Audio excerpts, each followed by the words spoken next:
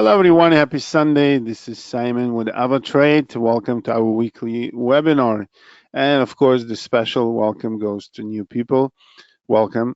And a few things about myself. This is me, Simon Friedman. I'm a senior account manager with AvaTrade. I've been involved with trading for over 23 years.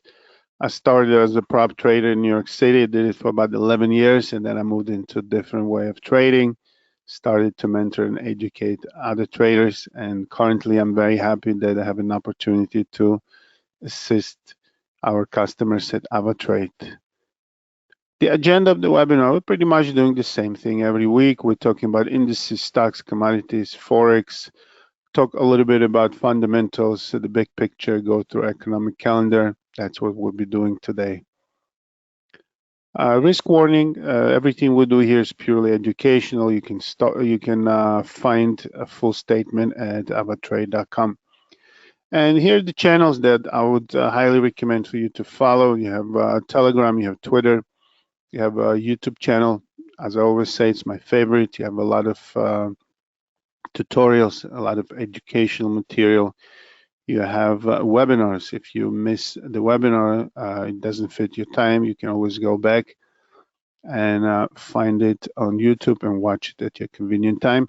So please, I want to ask you to like it, subscribe if you think it's interesting and beneficial, share with others. Also, if you're watching it on YouTube, please write your comments. Your feedback is very important. Thank you. Okay, so before we go into economic calendar, we had a week that was interesting. The first week back to trading, we started with a holiday in the US as a Labor Day on Monday, so it was a short trading week. And we'll take a look at the moment what happened, and we'll try to make things up for the upcoming week. Also, we're approaching the Fed's decision. We have about 10 days to that decision.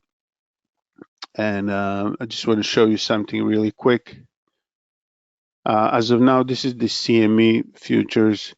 As of now, there's a 92% probability that it will be no change this time around on the 20th, the next meeting. Interestingly enough, the following meeting on November 1st, it looks like almost 50% probability, 43% probability it's going to be the increase. So we'll see. Now we have a lot of data this week. We'll go we'll take a look at economic calendar in a moment.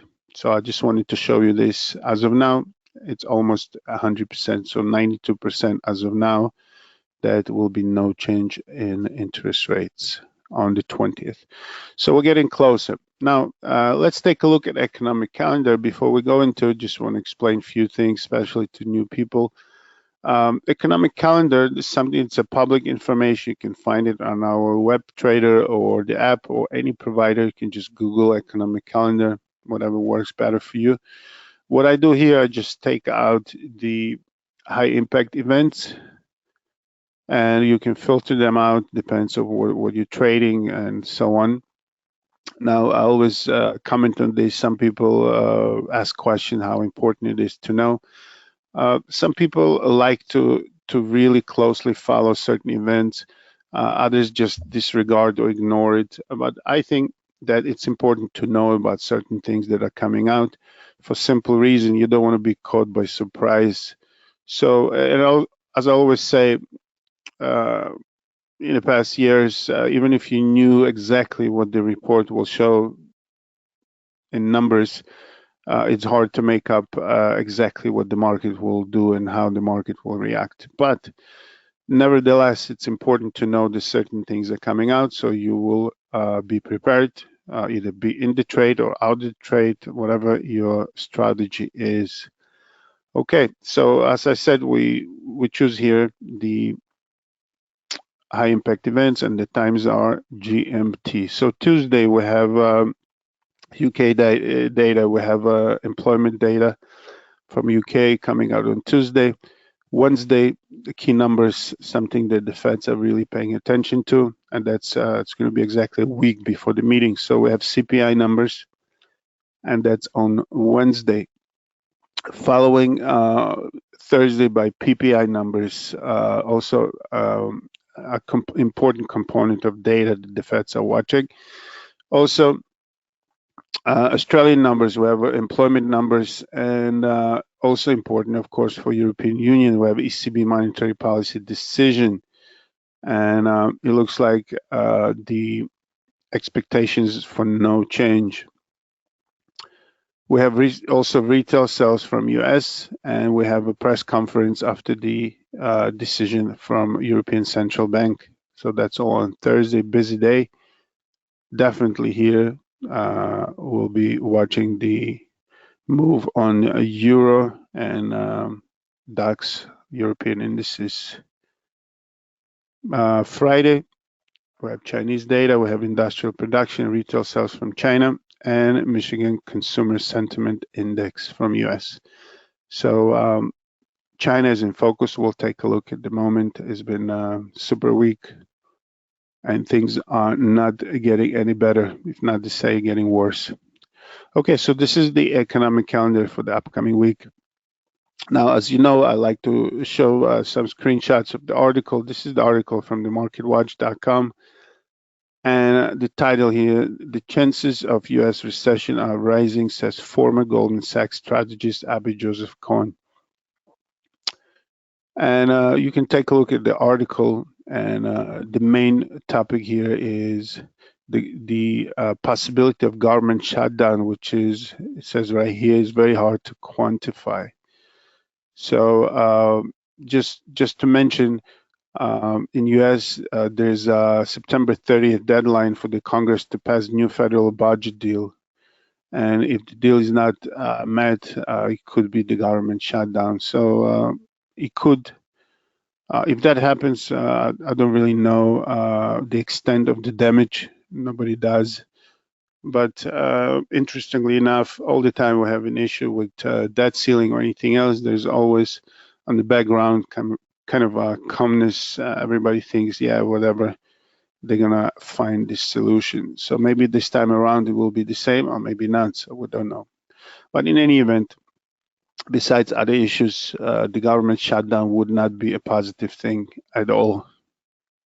Okay, so you can check the article. It's a good read. Okay, so let's move to the MT4 and we start looking to markets. We'll start with US indices and just try to see what they did last week. We have Dow Jones fell by 0.7% last week, and it had 3 negative weeks out of 4. So that's on Dow Jones. S&P 500 fell 1.3%, breaking the 2-week upside move. And Nasdaq, similar idea, 2 weeks upside move was broken, and the index was down 1.9% on the last week. So as I mentioned, we'll take a look at China at the moment before we move forward. China is not doing well at all. As we mentioned a few times in a few occasions, that the economy is not doing that great. The big damage was done by COVID and zero policy. A little bit of history here, and then they removed the zero COVID policy, but the economy was already damaged in a way. So it triggered a lot of things, that including the real estate developers going out of business and declaring bankruptcies, production is down, and so on. So China, as you could see here, this move that we mentioned last week to the upside, when the government took some measures to inject liquidity, it didn't work out. We tried again, and now we closed that gap. So that opens the possibility of moving lower. Also, politically, things are very tight between China and US. Of course, it affects the economy. The latest thing was the ruling of China to ban the Apple phones for all the state employees. We'll take a look at the Apple in a moment. So It's really not so peaceful in the relationship between China and US, and definitely it affects economically both sides. So this is on China, and as you know, usually when I speak about China, I bring a few instruments, and that's copper. Copper is finally reacting to the downside strongly. We had 3 consecutive sell-offs, pretty strong. We're coming from 382, closing at 371 now. We might continue lower and possibly retest the 369 or going lower to the previous or the recent support here. Let's see how this week starts of China. And as you saw, we have some data coming out of China this week as well. Now, oil, normally under these circumstances, oil would be selling. But as we mentioned last week, oil is all about the fear of shortage of supply, as we have OPEC, Saudis, Russia really teaming up, and they extended the cut in production into the end of the year, which triggered a move of oil to the upside, and it's been holding around there. So recently, the highest move on oil was about 88, and we're sitting around these levels. So that's copper and oil. And as you know, I always mention the 2 commodity currencies, which is Australian dollar and New Zealand dollar. They've also been selling. Of course, big reason here is the strength of the US dollar. We'll get there in a moment when we reach the Forex and New Zealand as well. So we established that China is not doing that great. And if we are continue lower, we might go and challenge the previous supports. And that's what's happening. European indices, we have DAX, the last day of the week on Friday, retesting the support. As you could see here, the level that we reached at the beginning of July, and then we held it through the August. So we touched that level again. Also, we almost reached 200 moving average, but we did bounce.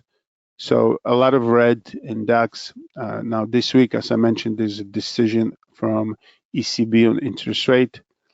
Let's see how that affects the index. FTSE, the UK 100 is actually strong. It bounced this week off the support of 73, 76, and the last 3 days of the week were in green, and we are above 50 moving average here. So let's see what happens this week. I mean, comparing with other indices, FTSE did great this week. Let's see overall. In the week, it was a flat week for it pretty much, but it went up towards the end of the week, showing some strength. So let's see how this week starts. But it is kind of going against the general trend of the market, which is looking strong. Okay, so that's as far as indices. Let's move into stocks, and we'll start with Apple, as I mentioned. Apple moved on that announcement. Again, Chinese government came up with ruling that none of this, I don't know exactly details, but it's actually ban the government or state employees from using the iPhone. I don't know what's the idea behind it. Maybe they're afraid of spying on them or anything, but nevertheless, Apple stock reacted. I think in 2 days, it lost a market cap of about 200 billion. And just overall, just to think about, China represents about 20% sales, overall sales for Apple. So reaction was strong. Some analysts said that it was overreacting, and we might see continuation or bouncing to the upside and continue the uptrend. I guess we'll see what happens. Also this week, we have a regular September presentation by Apple. They introducing the new phone, iPhone 15, and other products. So that's happening on Tuesday the 12th. So we'll see how market reacts to it, and also we'll see how this latest Chinese announcement is affecting or continuing affecting the stock. So definitely we'll be watching Apple. NVIDIA, I'm gonna bring the stock up on the MT5. Let's see.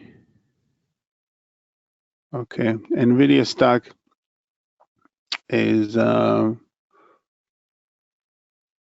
following the general direction of the market. The market sold, NVIDIA sold with it. We're still holding about the 50 moving average, and we are holding around at around 455 price.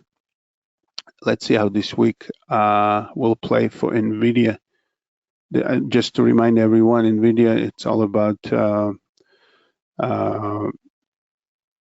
hardware that it's in high demand, and it's to do with artificial intelligence.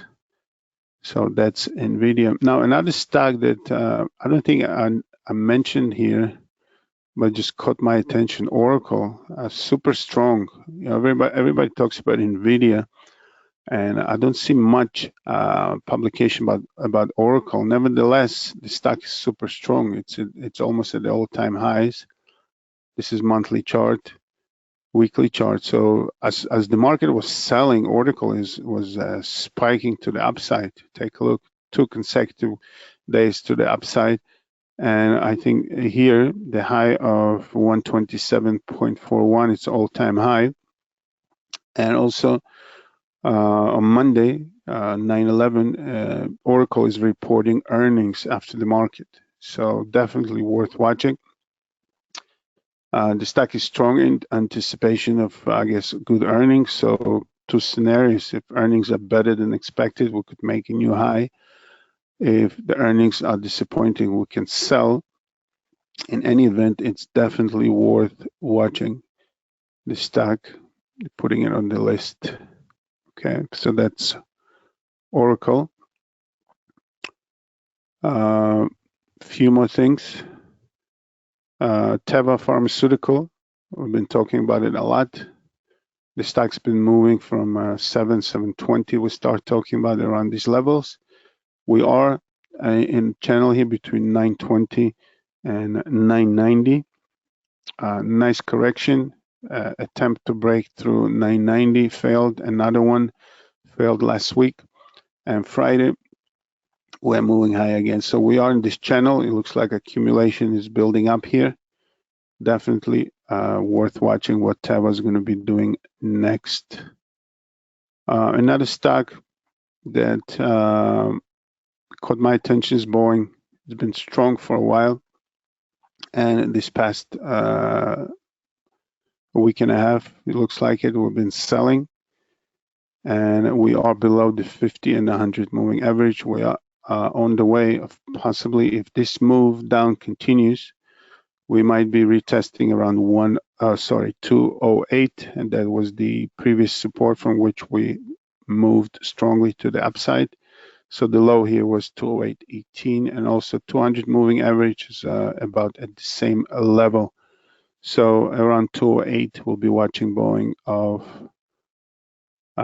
reaction to this level here. Walmart.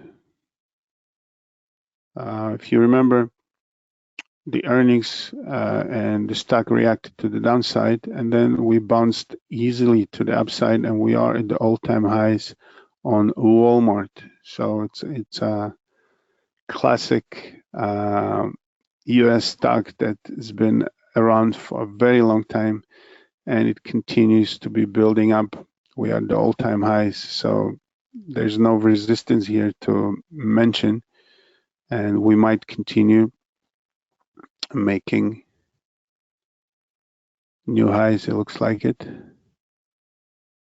Definitely we'll be watching what's happening in Walmart. For some reason, the stock is super strong. And I guess this week, retail sales might affect the stock as well. Okay, so that's Walmart.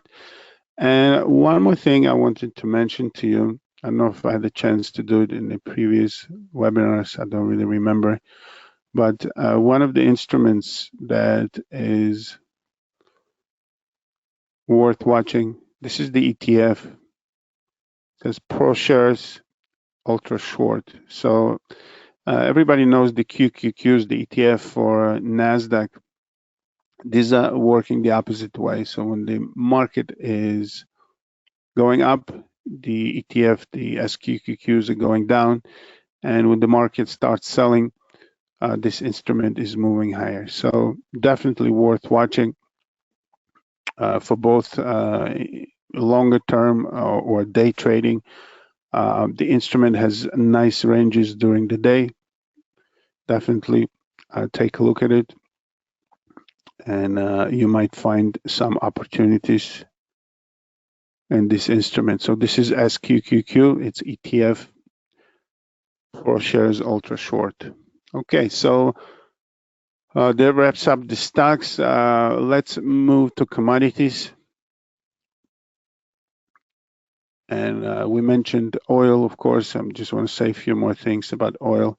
Like we mentioned, it's all about supply, because on the demand side, things are not so bright, especially from China. And, some messages from US, the possible recession and so on. But on the supply side, especially we're entering fall time, winter following, and this announcement from Saudi Arabia and Russia that they continue this cuts in production into the end of the year. So that's December 31st. Who knows what's going to be next, but at least that announcement is solid, and that injected the fear of shortage of supply. So oil has been super strong, and after this recent move from 80s to almost 90 or 88, we are holding. So let's see if we get new developments or new fundamentals as far as oil. Natural gas, we spoke about natural gas and the magic level of 260. Again, they're playing with this level. Friday, we had the nice move. Let me bring you the 1 hour chart. Friday, we were fighting this level again. We went as high as 265 in the afternoon, and then we came below, and then we closed above. So again, like I mentioned, maybe natural gas will have some sympathy, or will have some move in sympathy with oil and trigger that move to the upside. But as of now, we are still kind of holding into that level, going up and down. But as you could see here, we've been crossing this 260 magic level for a long time. And as you could see here in the weekly chart, there's a really tight formation here that between about $2.15 and $3. And at some point, we will be breaking. The $1 million question is which way.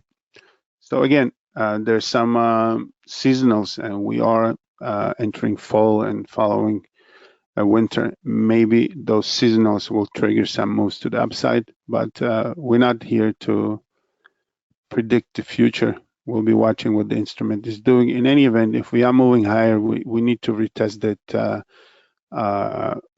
$3 level that we couldn't break on a few occasions. First one was back in March, and the second was beginning of August. So that's as far as natural gas. Gold continues to be weak on the strength of US dollar. Since this recent move to the downside, we are holding these levels here. We closed at 1918, 1919.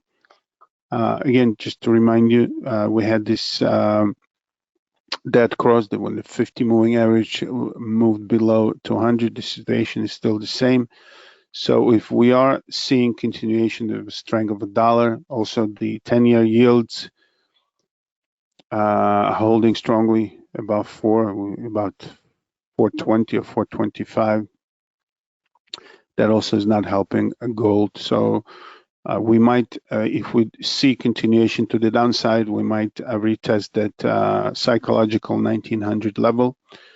And again, we have 10 days to the Fed's decision, which definitely will affect both gold and US dollar. So we'll be watching what's next in gold. Platinum, I think we spoke about platinum a few weeks ago.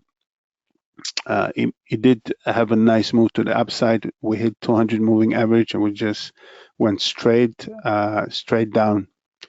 And if we are continuing this was a really strong move to the downside, pretty much the same time, maybe a little bit less. We had a nice steady move to the upside. We hit the 200 moving average, nice spike here on the 1st of September and sliding lower. So if we are continuing lower, we might be retesting this recent support, and that's around 883.5. We're trading, or we're closing now at we close at 896. So if this continues, we'll be watching this level for possible support and reversal. So that's platinum. As usual, we're going to take a look at the weekend corn. The new things, I'm not sure exactly how it's going to play out, but Erdogan, the president of Turkey, met with Russian President Putin, and one of the discussions was the grain deal. And I don't really know how it's going to play out, which is a big deal. Just to remind you, all these crazy moves happened when the war started on a panic of the shortage of wheat. So here, after the recent sell-off, we are channeling here pretty much. We hit the low of 586 in the middle of August. We tried to bounce, so we are really sitting here. So as of now, the 586 level is the immediate support. And let's see if we hear any solid fundamentals or anything that can give us a direction on wheat. Corn, same thing, we're channeling here between 471 and 497. We tried to break out a few times. We couldn't, so similar idea. We'll be seeing how this grain deal that's affecting the shipments of grains from Ukraine, how things are working out. And of course, the seasonals and other aspects that are affecting the commodities. All right, let's move to Forex. We start with dollar index. As we mentioned, the index has been super strong. After this correction to 103, we hit 104 easily, and we are at 105 currently. So we did break through this recent resistance at 104.59. That was end of May. So the index is very strong. Again, as I mentioned, September 20th, it's the next meeting. And this week we have important data that might affect that decision, and that CPI and PPI numbers Wednesday and Thursday. So let's see how we will see how the dollar will be reacting to that. And of course, on the strength of the dollar, the major currency pairs or the major currencies are acting accordingly. You have the weakness of euro dollar, weakness of the pound. Pound is hugging that 200 moving average here, and we are approaching a key level of 124.35. That's where the move to the upside happened, and that's also where the 200 moving average is being tested right now. Dollar is also strong as Swiss franc. That's the currency that the dollar was struggling the most against, and it's gaining some strength here. So we see across the board the strength of the US dollar, of course. Even the yen, we are showing a lot of strength here after this accumulation or channeling between 144 and 146. We moved higher and we are looking upwards, so we might see continuation against this currency as well. Of course, as we mentioned, the Australian and New Zealand dollar, not just because of the strength of the dollar, they're also moving lower on weakness of Chinese economy as well. So that's as far as the majors. Now let's take a look at our currencies that we mentioned a few times. We would take a look at ZAR, USD ZAR, testing this level again. That's where we sold and made the lower low around this level, 1915. Then we had the retest again around this level mid of August. And now we are playing with that level again. We had few closures above, few below. Let's see how we continue this week. So that's USD ZAR. Again, this level is being worked on, and we'll see which way we decide to go from here. Hungarian forint, something that I started mentioning a few weeks back, had a nice move. We just made a higher high from the previous one, so it looks like the uptrend is building up nicely. Also, interestingly enough, here we have, as you could see, we started that formation they call the golden cross when the 50 moving average is closing or crossing above the 200 moving average. So we're officially in it based on the last day of trading. So it could trigger, if the dollar continues to be strong, it could trigger continuation to the upside in this pair. Definitely worth watching. CHF JPY, something that I mentioned to, I'm going to repeat again for new people.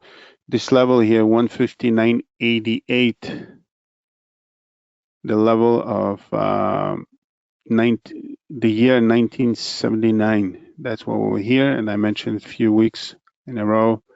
We did break, we retested a few times, we moved higher. And it looks like over here, we are starting to make a lower highs. You could see, I think the highest level was here on the 21st of August, 166.54. And here we had, I think this is the high, if it's not the all-time high, 166.58. And that spike or new high was followed by a strong sell-off, as you could see here. And then we had a lower high of 166.19. So if we are continuing lower and start building lower low, we could actually establish the change of trend at some point.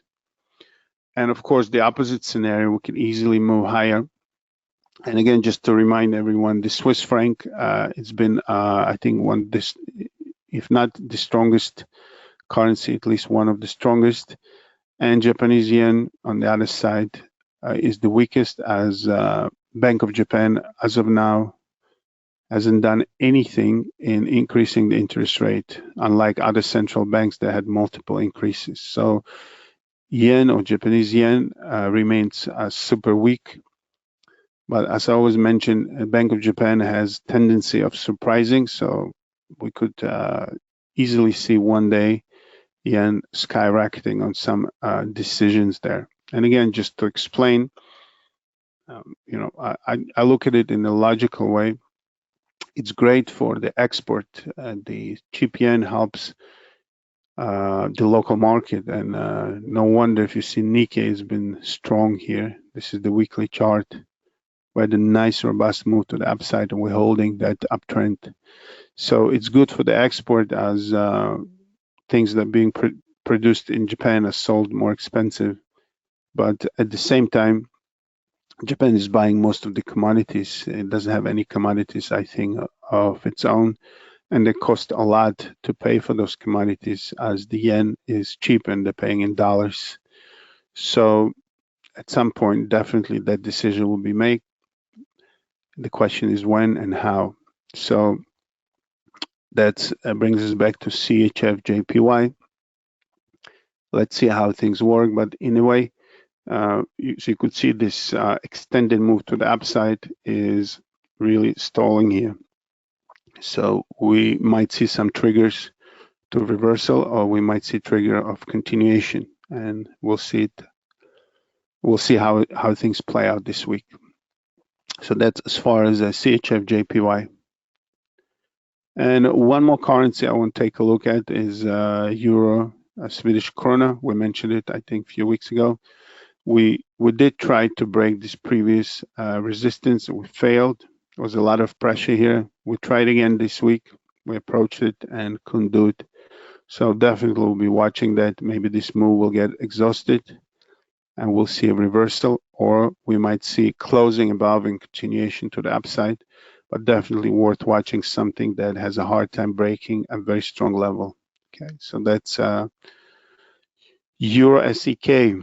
And let's wrap it up with Bitcoin. And it is sitting after this. So just to remind everyone, this move happened when they said there was an announcement that a spike, or they caused the spike. They said there's ETF came out, Bitcoin-based ETF. So Bitcoin reacted to the upside, and then they clarified it. They just said that the permission was cleared. So I'm not sure if that ETF or when that ETF will come out. But in any event, it cooled down immediately, and we came back where we were. We retesting this 25, keep on retesting the 25,000. As you could see here, I think this lowest attempt was 25,302. In any event, this failed run was erased immediately, and we are trading currently around between 25 and 26,000. So let's see if anything happens in that direction. Okay, so again, I want to remind everyone about our channels. You have Telegram, Twitter, and YouTube. Write your comments. Put the like, subscribe. Click on that bell so you'll be notified new things coming. And of course, I want to thank everyone for participating. I'll just wrap up in a few sentences. The upcoming week is a serious week. We have CPI and PPI numbers. These are the aspects that the Feds are really paying attention to in their decision. We have about 10 days to the next Fed's decision. We have things building up in a possible government shutdown in the US. We have Apple conference when they are showing new products, including the iPhone 15. And it's going to be a busy week, definitely a busy week. I want to wish everyone a great, successful, productive week. And all the best. We'll be back next week. Take care.